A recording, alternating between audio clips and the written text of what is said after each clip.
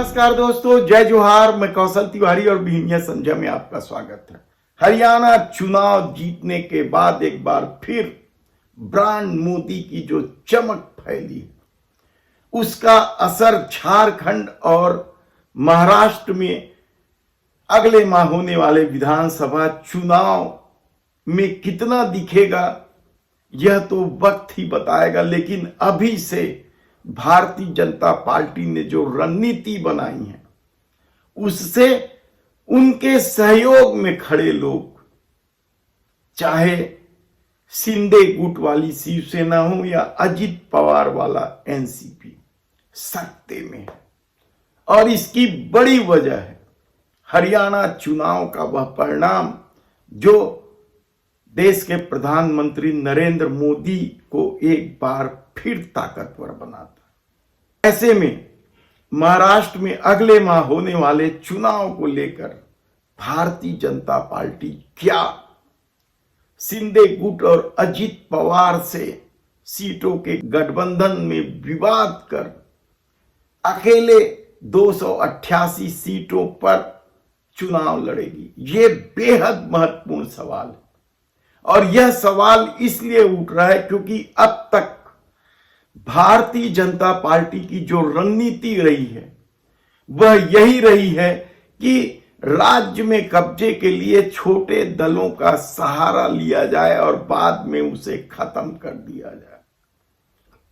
और इसके कई उदाहरण हैं, चाहे नवीन पटनायक का नाम ले ले या जगन रेड्डी का नाम ले ले या केसीआर का नाम ले ले या महबूबा मुफ्ती का नाम ले ले। और ताजा मामला तो इनेलो और जेजेपी का मामला है जो हरियाणा से जुड़ा है। आप यदि पूरे घटनाक्रम को देखें तो आपको यही लगेगा कि सत्ता के लिए भारतीय जनता पार्टी ने जब जब छोटे दलों का सहारा लिया है उन्हें नेस्तनाबूद करने में कोई कसर नहीं छोड़ा। याद कीजिए आप, जेजेपी तो 5 साल साथ दी हरियाणा में और इस चुनाव में गठबंधन नहीं हुआ या नहीं किया गया और जेजेपी को एक सीट भी नहीं मिली, उनके नेता तक चुनाव हार गए। तो क्या यही कहानी महाराष्ट्र में भी दोहराई जाएगी? यकीनन जो माहौल बन रहा है और जो आरएसएस की भूमिका दिखाई दे रही है वह साफ संकेत दे रही है कि भारतीय जनता पार्टी महाराष्ट्र में अकेले चुनाव लड़ेगी। और भाजपा की इस रणनीति से शिंदे और अजित पवार गुट सकते में है, क्योंकि यदि गठबंधन नहीं होगा तो चुनावी मुकाबला आधा दर्जन दलों के बीच होगा, जैसे हरियाणा में मुकाबला 5 दलों के बीच हुआ।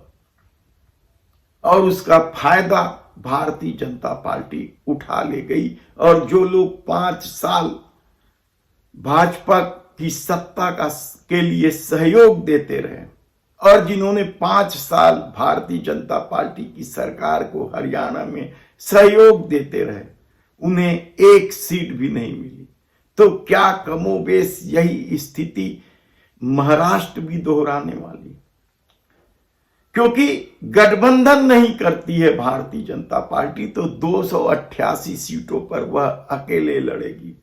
और ऐसे में जो मुकाबला होगा वो महाअघाड़ी यानी कांग्रेस, उद्धव ठाकरे और शरद पवार के साथ शिंदे गुट और अजित पवार भी चुनाव में उतरेंगे।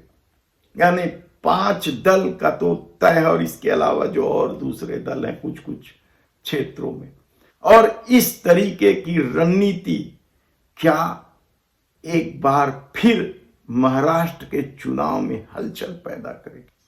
क्योंकि हरियाणा यदि भारतीय जनता पार्टी के लिए महत्वपूर्ण था तो महाराष्ट्र भी कितना महत्वपूर्ण है इसका अंदाजा आप इस बात से लगा सकते हैं कि सरकार बनाने के लिए भाजपा ने पहले तो सुबह सुबह अजीत पवार के साथ शपथ ले ली थी, और वह जब योजना विफल हो गई थी तब शिवसेना को ही तोड़ दिया था और सरकार बनाने में सफल रही।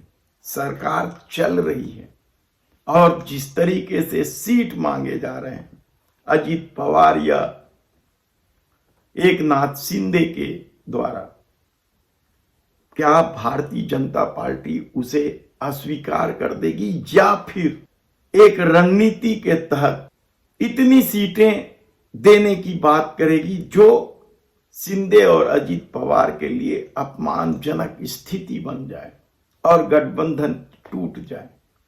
देखना है। अभी तो चुनाव आचार संहिता लागू करने की घोषणा भी नहीं की और 1-2 दिनों में कहा जा रहा है कि इसकी घोषणा कर दी जाएगी। पूरी तैयारी हो गई है। अब इंतजार करना है कि भारतीय जनता पार्टी 288 सीटों पर अकेले चुनाव लड़ने की जो रणनीति बना रही है वह कितना सफल होती है।